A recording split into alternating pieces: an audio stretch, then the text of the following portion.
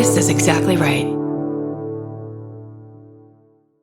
The best time to think about home security is before you need it. That's exactly why there's Simply Safe. Traditional home security only alerts you after a break-in has already happened, and that's too late. Simply Safe is changing that. Simply Safe's US-based live agents identify threats on your property and help deter them so intruders never get to your house. The system is customizable so you can build one that fits your home and your specific needs. The 24/7 professional monitoring is effective and affordable and won't lock you into a long-term contract. I think that's what's so scary for so many people is that long-term contract. And like, what if it turns out you don't like it or need it, but they don't have that because they know you'll like it and you'll know that you need it and feel so much safer when you have it. Like at this point in my life, I would never go without a security system on my house. I just feel safer with actually having Simply Safe around. There's a whole staff at Simply Safe that's waiting to talk to you and help you out. Right now, you can get 50% off your new system by visiting simplysafe.com/MFM. That's half off at simplysafe.com/MFM. There's no safe like Simply Safe. Goodbye. Get into the Hyundai Getaway Sales Event and get away with a deal so right, it almost feels wrong. Right now, you can get great deals on Hyundai's most popular models, including the adventure-ready SUVs like the Hyundai Santa Fe or Santa Fe Hybrid and the Tucson or Tucson Hybrid. Plus, there's the bold and stylish Elantra loaded with the latest tech. Or go all-electric with the Ioniq 5 or the Ioniq 9. So get down to your local Hyundai dealer and get away with a deal you'll love during the Hyundai Getaway Sales Event. Visit HyundaiUSA.com for details. Goodbye. Chief Caribbean's Jet Set July sale is here. Right now, save $200 on vacation packages of 4 nights or more with promo code 200BEACH. Whether you're dreaming of Cancun, Jamaica, or the Dominican Republic, your next vacay just got more affordable. Don't let summer pass you by without the beach. Use promo code 200BEACH and get more sand for your dollar. Head to cheapcaribbean.com today to book your beach vacay. Goodbye.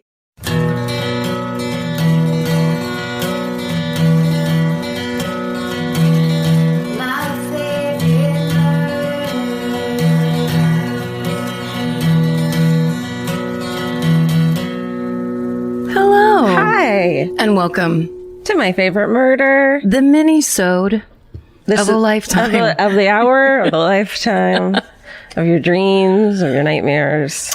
This is the one where you email us your hometown murders, your creepy stories, things in walls, fascinating grandparents, whatever you need to tell us that you know we'll like, and we read it on the air. Yep, on air, live on the air. Live on the air. No edits. Ooga. I actually have a very important corrections corner that I know we don't do that on Minisodes, but I'm going to do it on this one, and then I'm going to do it on our Thursday show. Is it about a guy named Johnny? It's about a guy named Jimmy Somerville. Jimmy. It's about a conversation George and I were having about pedophiles in England. God. And because it was off of that, and George just said, what's the name of that guy? And of course, I always want to be the person that knows the name of the guy. And I'm always so impressed with how you know every name. So I immediately was like, yes, moving on. Yeah, we did it. And Jimmy Somerville, the name that I named, is the lead singer or the singer from the Communards and the Bronski Beat, an amazing musician and performer and a lovely person, according to all the tweets I've been getting about the mistake I made and how awesome he is, which actually, there's a really good video of Jimmy Somerville. He walks by as a busker is singing his song and he stops and sings along with the guy. Oh my God. And somebody sent it to us. I've seen it on the internet. We'll put it on the Twitter page. Jimmy Savile was the horrifying pedophile that BBC dude. Yes, weird presenter that was a super creep. So Sweet Baby Angel, by all accounts, Jimmy Somerville. 1 billion apologies to Not Jimmy Somerville. Please stop repeating that I said that, and don't ever tell him. Oh my God. This will be repeated on the main episode. Hilarious. It's just not fair. There's no fact checker. I was so right in that moment. I was right. Oh, you're so good at this. Yes. Moving on. There's a Ville in there. It sounded right to me. There were both S's, Villes, and Jimmys. What do you want? That's as close as it's going to get on this podcast. Hey, let me read you a story. Please Let's change do. the subject. Good idea. Okay, this is called... Wait, I can't tell you what it's called, but I think you'll like it. Okay. Greetings, MFM crew. Great. My name is Addison, and I'm 13 years old. Uh-oh, Addison. Bad girl. And proud member of the fan cult. You guys have made my long car rides to soccer tournaments and flying, driving to see family so much easier. My mom got me hooked on you guys, and now you're the only podcast I listen to. Addison. We're popular with the kids. We're popular. Oh. What generation is that? I think it's generation fuck now, isn't it? You brought my mom and I closer than ever, so thank you. Yes. The estrangement from being 12 to being 13, it is actually the worst time with your mom. Are you kidding me? I fucking hated my mom. Junior high. Addison, we're so with you in your junior high life. We know how it feels. The hormones. Addison, you don't even know that it's not even your fault. Please know it's not your fault. It gets better. You're gorgeous. I live in Lethbridge, a somewhat small town in southern Alberta. I live in a modern suburban neighborhood with a lot of playgrounds. I know, a child's dream. Uh-oh, Addison sassy.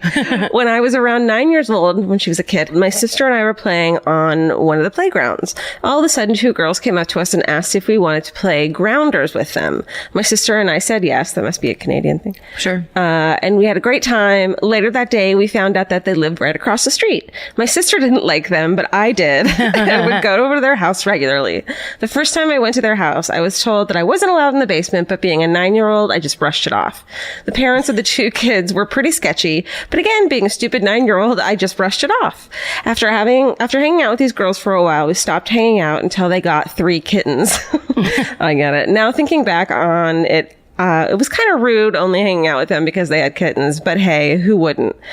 That's right. Later that week, I was stupid and said something to hint to them that I was only hanging out with them to play with the kittens. The older sister got really mad and we stopped hanging out.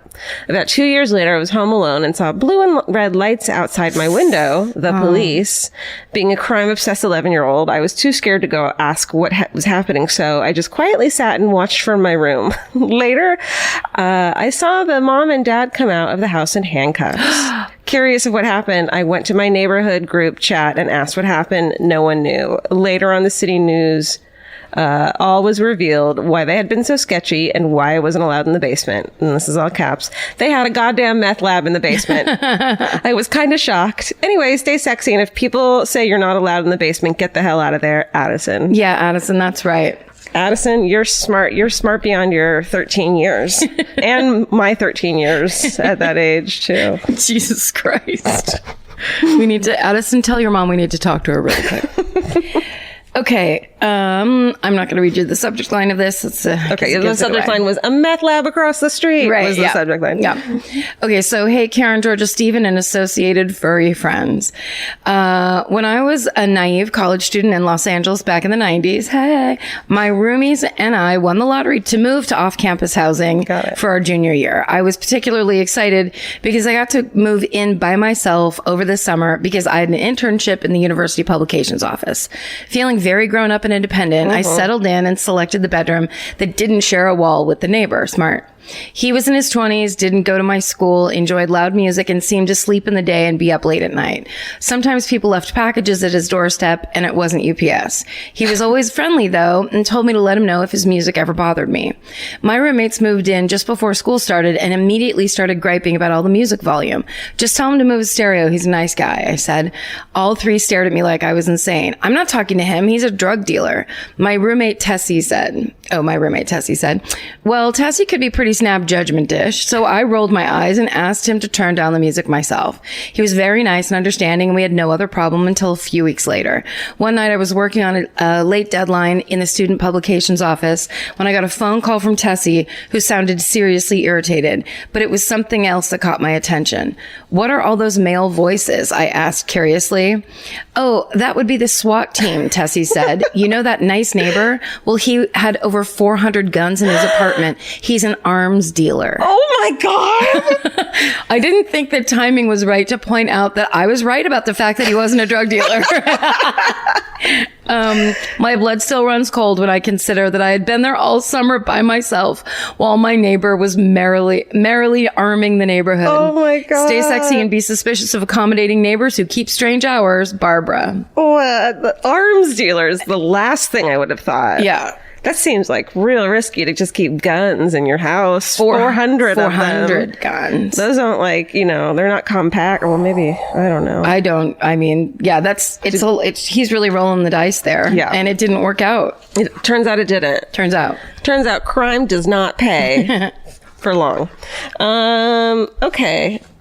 I'm not going to read you the name of this one. Right. Ready? Okay. Hello, Karen, Georgia, Stephen, and pets.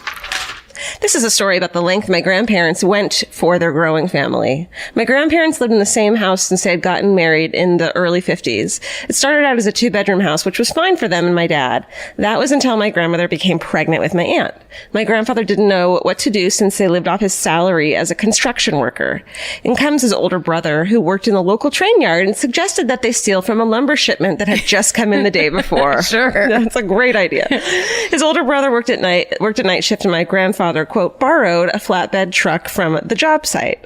Along with his baby brother to help, the older brother opened the gate to the train yard in the late hours of the night. They loaded the truck with as much lumber as they could and then drove off without being seen. Ooh. They split the loot 3 ways. The older brother used it to burn. The baby brother built a patio. And this sounds like a fairy tale. And my grandfather built a 3-bedroom addition along with a rec room. Oh my God. This apparently happened before the 60s, and none of my aunts and uncles knew about it until after my grandfather had his stroke and his filter went away. Oh. He spilled the beans in 2016, and my grandmother confirmed it, saying, I never thought he would let that one slip. We were all impressed with how long they kept that secret. He said that he was so worried about getting caught that he built the addition really quickly. That's why the ceilings in the upstairs bedrooms were so low. The ceiling fan would hit me in the head, and why some of the steps on the stairs were higher than others. Unfortunately, my grandmother passed away in September of last year, and my grandfather followed before Christmas. They were both wonderful people whose ill-gotten addition allowed them to grow their family and also become foster parents. Oh, they gave back. That's right. My girlfriend and I love your show and hope to see you live if you ever come to Ottawa or Montreal. SSCGM, Dennis. Amazing. Love it. That actually reminds me of a story. My friend Mick, who was from the East End of London, his father was a tile worker.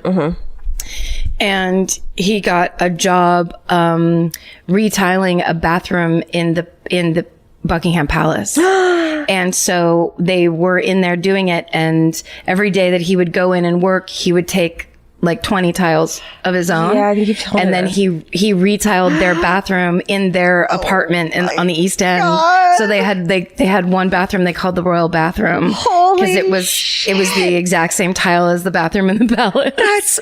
That's amazing. Don't tell anybody that. We don't want to bust those people unless if that's traceable. But that is my favorite fucking story, because it's like so good. They're the ones there putting in the elbow grease. Totally. And they're not going to give us like, what is it going to be, a couple They don't give 100 a tiles? single shit. Please. Come Steal on. shit. It's fine. Except for arms, guns, armed gun dealers. Guns. Okay. This podcast is brought to you by Squarespace. Every successful small business starts with someone saying, I wonder if people would actually buy this. Squarespace gives you everything you need to find out. From consultations to events and experiences, you can showcase your skills with a customizable website designed to attract clients and grow your business. With Squarespace's collection of cutting-edge design tools, anyone can build a beautiful, professional online presence that perfectly fits their brand or business. Get paid on time with professional invoices and online payments. Plus, streamline your workflow with built-in appointment scheduling and email marketing tools. Head to squarespace.com/murder for a free trial. And when you're ready to launch, use offer code MURDER to save 10% off your first purchase of a website or domain. Goodbye. Support for today's episode comes from Square. Nobody starts a business because they love payroll. Or invoices, or business. And that's why there's Square. Square brings your payments, inventory, scheduling, staff, online orders, and reporting together in one connected system. You can take payments in person, online, or on the go, and track sales and inventory in real time. Instead of juggling a bunch of different apps, Square keeps everything connected behind the scenes, so you're spending less time fixing problems. Whether you're just getting started or growing your business, Square is designed to grow with with you without complicated setup, contracts, or hidden fees. If you're starting a business or running one that deserves better tools, Square helps you sell, manage, and grow without slowing down. Right now, you can get up to $200 off Square hardware at square.com/go/MFM. That's SQUARE.com/GO/MFM. Run your business smarter with Square. Get started today. Goodbye. In the summer, healthy habits are easy to keep until you leave the house. You walk out the door, and the next thing you know, you're barefoot and feral in a gas station candy aisle. That's why Kachava makes it easy to maintain your routines. Kachava is an all-in-one nutrition shake, and now it comes in new travel packs. Every packet gives you a simple shake with protein, fiber, vitamins and minerals, greens, probiotics, omegas, electrolytes, and more. They're easy to toss into a bag, easy to take on the road, and a simple way to stick with your normal wellness habits, even when your schedule changes. Man, that Kachava matcha in the individual packs is like my dream snack. It's exactly what I need and want in between the not great meals I'm eating for lunch and the snacks I would have had anyways that are terrible for me. This is something I feel like I'm treating myself when I take. You're treating yourself to vitamins, fiber, all these things that your body really wants and needs and kind of craves that it does seem like it takes a big effort to get. So now you're getting it all in one packet and in a little drink you like. Take your daily ritual with you. Go to Kachava.com and use code MFM for 15% off your first order. That's Kachava, KACHAVA.com, code MFM. Goodbye. Okay. Again, let's just not read subject line this time. Georgia, Karen, Stephen, and four-legged friends. I was listening to a few minisodes that mentioned a serial masturbator and something about Venice. No, that's Swiss cheese. I freaked out when I realized that I finally had something to send you guys. In May of 2017, I was traveling through Europe alone at the ripe age of 20. Unfortunately, I hadn't found the MFM podcast yet, which may have helped me be less of a dumbass in situations like these. Anywho, I took a weekend trip to Venice and spent 2 days getting lost in the streets and eating a sickening amount of pasta. Oh, that's my dream. It was one of the most magical places I'd ever visited. My train was scheduled to depart at 1 p.m., so I made my way to that side of the city early so I didn't have to rush. I found this cute little park and felt like I was living my best life, eating biscotti and reading a book on a bench in Venice. That sounds amazing. At 20. And don't forget you're 20. You're 20. Best time of your life. I took off my glasses, which I need if I want to see more than 2 feet in front of my face. I felt pretty safe because there were families walking their dogs and other people sitting on benches in the park. As I'm sitting peacefully reading and minding my own damn business, I hear a rustling in the bushes. I figured it was some kind of rodent or birds or whatever, and I didn't bother putting on my glasses. But then I realized that the sound wasn't stopping and it was very consistent. I got an uneasy feeling and proceeded to put my glasses back on. Mistake. Maybe 20 feet in front of me, I see a man standing near a tree, staring at me in the eyes and furiously masturbating. Naturally, I freaked out and threw all my stuff in my backpack and ran the fuck out of there. You guys are the first people I've ever told this story because I think my friends would find it more horrifying than entertaining. Oh my God. I don't get freaked out very easily, so I just brushed it off in the moment. Thinking back on it now, I really hope that dude didn't scare some little girl who's just trying to have a good time in the park. I don't know what else I could have done in the moment because my Italian is not good enough to have that kind of discussion with the police. Well, when in Rome, I guess. Thanks for making this dope podcast. Maybe I'll be ready the next time some old dude is being an asshole in public. Stay sexy and don't let old Venetian men use you for sexual gratification. Oh, Caroline. Oh, the eye looking, the in the eye. Directly in the eye, but also that he was old. Oh God. I didn't really pick up on that until the very end. Yeah, that's not good. An old creepy masturbator. He's probably looking at her being like, that looks like the best. He's masturbating over the best day that she's having. He's so jealous that she gets to be 20. Oh my God. Your high class lifestyle is giving me a boner that I have to take care of. Creep. All right, I have one more. Addison, I hope you didn't hear that part. God damn it. Addison. Okay, I'm not going to read you the name of this one. Hello, ladies, cats, dogs, and Steven. Your recent episode about the boys on the tracks reminded me of when I was 8 years old and found myself in the middle of a drug drop zone. I thought you'd want to hear about it. Yes. It was 1979, and me, my mom, stepdad, and cat were living on a sailboat. That sounds amazing. Okay. Everyone's a cat with a boat. So much glamour on this minisode. Seriously. My stepdad was a boat builder and quite the seafarer. So much so that we sailed our boat from Miami to the Bahamas. Wow. One day we were sailing from one island to another, just enjoying the sun and crystal clear water, when boom, we felt something hit the boat. You know what's really weird is I'm literally listening to a book it is about this is like the topic. Wait, let me say what the book is real quick so people can read it.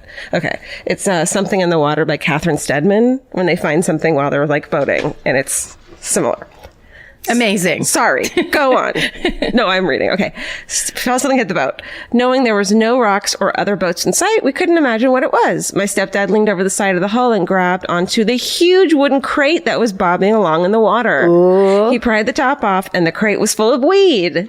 What? My stepdad estimated that was probably worth $25,000. My parents argued back and forth over whether to keep it or not. My stepdad claiming that we could be set. And my mom stating that someone will come looking for that. Mm-hmm. At 8 years old, I had no idea what weed was, but judging by my parents' reaction, I assumed we had just won the lottery. I began fantasizing about all the Barbies and candy I would buy. And you'd want to buy, too. That's right. My mom won the argument, and my stepdad let go of the crate and grumbled, we'll never have another opportunity like that again in our lifetime. He barely got the words out before, boom! Another crate of weed hit our boat. Again, the arguing ensued, and again, my mother won. That would be so hard to turn down, right? I don't know, though, because that is, the mother's right. You're inviting, either you're going to get put in jail because they think the drug drop was for your boat. Right. Or there's going to be drug dealers who are like... they didn't know it was a drug drop. Hold on, I should finish this. Okay. About 10 minutes later, a speedboat came racing towards us from one of the islands. My parents thought for sure that it was the owner of the weed and that we were about to be in deep shit.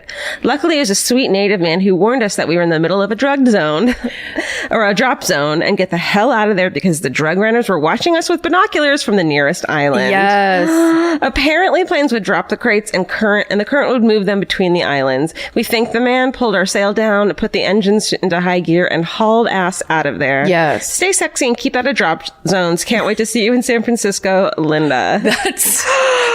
Yeah, you know what? That's the thing to think of is, what if you're being watched? Yeah. What if you're being watched by the worst case scenario person that could be watching you? All I can think of now when I hear of someone finding shit like that, and the thing is, when you're finding drugs, it's different because then you have to sell them to make any money, and it's like, you know how much, you don't do that. But there's all kinds of ways to get fucked up from that. In this book, Something in the Water, they find something else, and it's all I can think about is remember in the movie where he finds the movie with Josh Brolin. Josh Brolin, he finds a bunch of money. Thank you. And there's a tracker in the money. Of course there's a tracker. Yes. That's all I can think. Of course there's a tracker. Yeah, of course there's someone watching from another island. Yeah, when it's that much. Yeah. It's not like you found a suitcase of pot, you found a crate of pot. Totally. 2. Yeah. Oh, thank God the mom is smart. Okay. Right? Thank God for moms. Okay, here's our last one. Okay. I'm going to save this subject line for you because you're going to like this one a lot. Okay. I'm so excited. Dear Georgia, Karen, Stephen, and Pets, longtime listener, first time writer inner. Now that you guys are just reading anything cool, I thought I'd share this fun fact about Stephen King and a prison here in Maine. I'm a law student in my first year of school here in Maine, and where I've lived for 8 years. Stephen King grew up in Durham, the town next to my town, although he now has a residence up in Bangor. It's said that the town influenced the settings for The Body, aka Stand By Me, and It. And yeah, the influence is pretty obvious to those who've been there. Being a third-year law student is part of being a third-year law student is that you can get sworn in to practice law if you have a supervising attorney who will let you practice under their bar number. I was lucky enough to land a job at our school's coveted legal aid clinic, and for the past few months, I've been making weekly trips to the local prison to assist prisoners with legal needs. The prison has operated since 1919 and houses around 700 prisoners. I have to wait for the guards to buzz me through about 5 gates on my journey through the sally port, and the yard, which always makes me feel exposed and uneasy until I get to my destination, the prison library.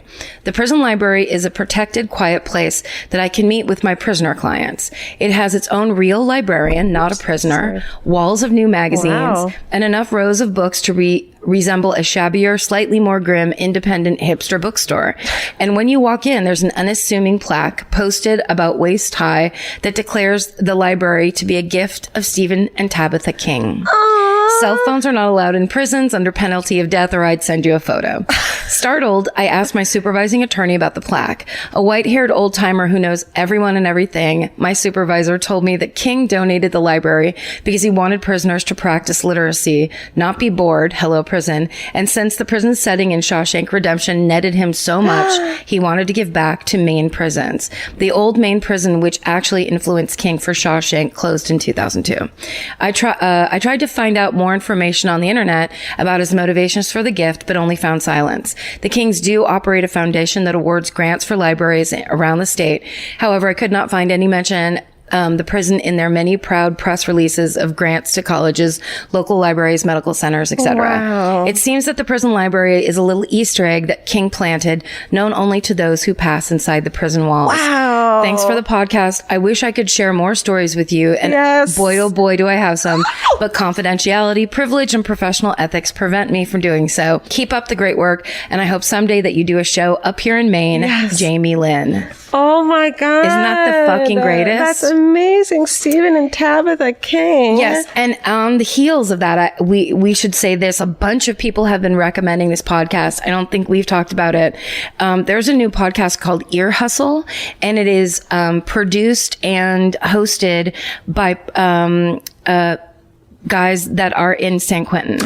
And I didn't know this. Amazing. It's amazing. I listened to it a couple days ago, and it's just stories about guys that are in there, and the hosts are really interesting and funny, and obviously some of it's really sad and really upsetting, but it's called Ear Hustle. You have to listen to it. It's like, shit. It's a very, I think it's very fascinating the way like prison reform and stuff, like all these things are coming up culturally right now that are so important. And it's such a great idea. I have a feeling Phoebe Judge has something to do with this podcast. I was going to say that sounds not unlike a criminal I style. think it might be from Radiotopia. Okay. I could be wrong, but I think it is. And it's just so good. And the stories are so fascinating. I'm sure. And some of them are heartbreaking, and you should listen to it. Ear Hustle. It's a good way to make the like prisoners who aren't there for, violent offenses have kind of we see them as humans instead of just prisoners. That's exactly right. And also the people who are there that should not be there at all. Right. Oh my God. Everybody likes to think, You're they in the like right place. It's easy to just generalize and then kind of put it out of your mind. Yeah. And I think it's very humanizing, and it's important and cool. Yeah. I love that. That's great. Yeah. And we love Stephen King. How badass is that? He is an angel baby. And on top of the fact that he wrote all of Cujo blackout drunk. That's right. Which is the most amazing. That's one of Jesse Pop's jokes. Yes, that's right. He said it's in his Jesse Pop, our friend who's a comedian, has an album of comedy, and it has a joke about Stephen King writing Cujo blackout drunk. Yep. And the only thing that Jesse's ever done when he's blackout drunk is wake up next to a tub of vegan pasta salad from the bodega that he must have bought when he was blackout drunk. Amazing. Yeah. So email us at myfavoritemurder@gmail. Email us your weird blackout drunk stories. Yeah, those are great. Yeah. And, or sad. or sad. And stay sexy. And don't get murdered. Goodbye. Elvis, you want a cookie? Hey, Elvis, you want a cookie? The best time to think about home security is before you need it. That's exactly why there's Simply Safe. Traditional home security only alerts you after a break-in has already happened, and that's too late. Simply Safe is changing that. Simply Safe's US-based live agents identify threats on your property and help deter them so intruders never get to your house. The system is customizable so you can build one that fits your home and your specific needs. The 24/7 professional monitoring is effective and affordable and won't lock you into a long-term contract. I think that's what's so scary for so many people is that long-term contract. And like, what if it turns out you don't like it or need it?